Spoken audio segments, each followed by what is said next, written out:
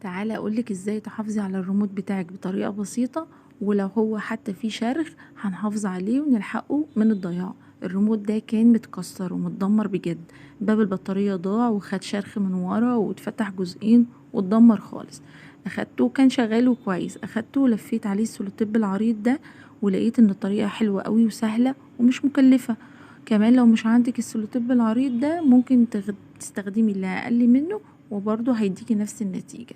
اخدت بقى السولوتيب ولفيت على كل الرمودات اللي عندي، ولقيت الطريقة سهلة جدا ونتيجتها مضمونة. وخصوصا ان انا كنت دايما بشتري الرمودات تقريبا كل اسبوع، او بشتري كفرات.